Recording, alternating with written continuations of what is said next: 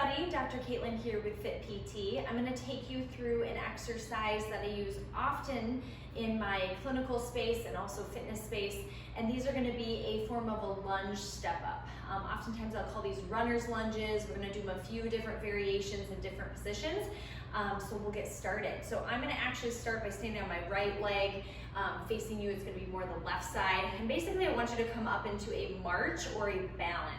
I have my left knee elevated and my right arm up, okay, as if I were running. Now in this stance, I want you to think about being nice and erect, standing upright. Your shoulder, your hip, and your knee and foot are all stacked on top of one another, and I feel a little activation in my low bottom glute. Think about like the bottom of your butt cheek, and then I've also got some core stability here, okay? So I'm not hiking a hip up, I'm really pretty level and neutral, and I've got my belly button pulled in just a little bit to get my core active, all right? So here's where we start, already active here. I'm gonna lunge and step down and backwards into this position. Notice how I'm leaning forwards. I'll turn sideways in a moment so you can see. I'm gonna inhale as I come to this position with my left leg back. As I exhale, I'm gonna push into my front right foot, activating the bottom of my seat. Exhale, whew. Hard to do slow, and then come up to the top. So inhale, exhale, right back up to that balance. Inhale, drive from the front foot. I'm pushing through a little bit more energy into that heel, but I'm not lifting my front toes, still leaning forward in the chest. As I come down, exhale, drive it up and through. Now you'll notice I'm kind of catching my balance a little bit at the top. There's that little wiggle where my hip almost kind of came out to the side. I had to self-correct. I want you to take time to do that.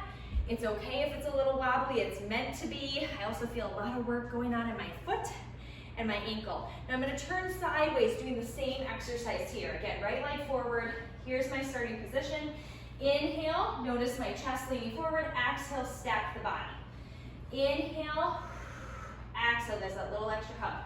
Inhale, exhale. So I'm really focusing in on the glute activation on my right side here.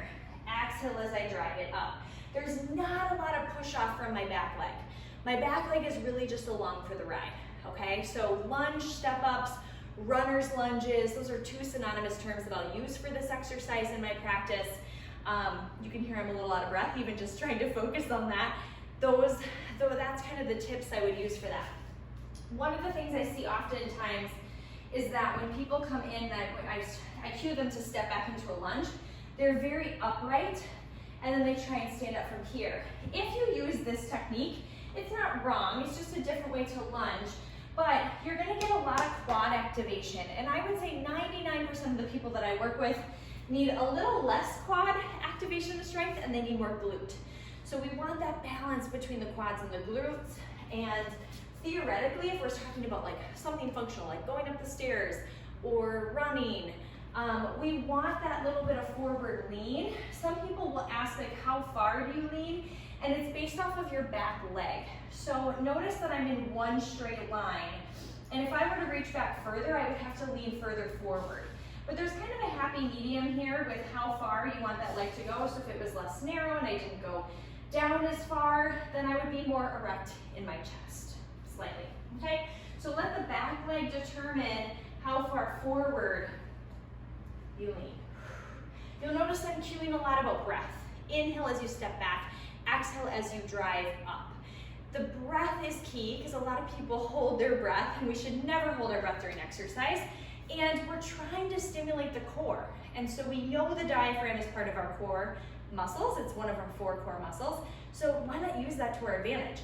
Exhale as you exert yourself. That would be the upward motion. And fire up the core pelvic floor region. Okay? Now, that's the backward lunging version. I also really like to do a sideways lunge. So if we're gonna step laterally, okay, into the same position, and then we're gonna come back up. Lunge, and up. A little bit more coordination with this. You can see even as I'm trying to talk to you. And then come back over to my right side, which is my weaker side. So I'm kind of almost catching, pushing off of that left side, but then having to get my balance on my right. So it's almost double trouble with this one, okay? Push, catch, push, catch. stretch. Now, if the arms start to confuse you here, you can always take them out. It's just a little bit harder with the balance piece. Now, with the sideways, as I'm here, I'm gonna turn sideways for you so you can see me. This is where my body position is, okay? So I'm still coming into a really nice squat lunge position. My hips are back, my chest is forward, my belly's pulled in like a plank, and then I'm stepping back up, okay? You also could just step together if that last little part confuses you or you don't like it. It's just adding an extra layer. It's nothing fun or fancy that you need to do. So you can always lunge, step together. Lunge, step together, okay? So that would be an alternative for this piece. The other piece I want to point out with both this lunge and also the lateral lunge is what your hip and knee are doing, okay? There's a lot that goes into this. So let's just come back to our first lunge that we did. I'm going to switch legs just to give my left side a little bit of a work here and right side a break. So in this position of the backwards runner's lunge, when you are in this position, I want you to look down at your knee, okay? We talked a lot about the hip. Look down at your knee, and I like people to think about driving that knee, point it towards your pinky toe. Rather than towards your big toe, what happens is people kind of zigzag or let their knee fall inward, and that's gonna put stress on the knee, stress at the hip, okay? And so I want you to think about staying a little bit more linear, which kneecap towards the pinky toe will help you do that. Notice I'm not really flaring out, I'm actually pretty neutral. And then I'm gonna stay neutral as I come up. Stay neutral as I step back. What a lot of people will do is kind of get a little wiggle, and then they'll recorrect on the way up, and a wiggle, and a recorrect on the way down. Don't let yourself do that. Try and stay nice and linear. It's gonna be harder, but I encourage you to work on that. Okay, same thing as you step laterally. You want the knee towards the pinky toe, hip is in line as well. So you're in one straight train track. We don't want to see the hip and the knee outward further than the hip with the toes pointed out. And I also don't want to see the hip way out and the knee in, okay? So you really want everything to be in one straight line, all right? So there you have it, you guys. Those are my tidbits and suggestions for this one. Lots of really good stuff here, okay? I would highly encourage, if this is your first time doing this, start with the lunge slider exercise. If you haven't seen that video, it's on the YouTube here.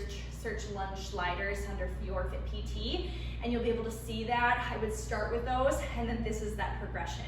So the lunge step ups, both the backwards version and the lateral version, are some fun advancements for you. Thank you for joining me today. We hope that you subscribe to Your Fit PT if you like what you see. We'll see you next time.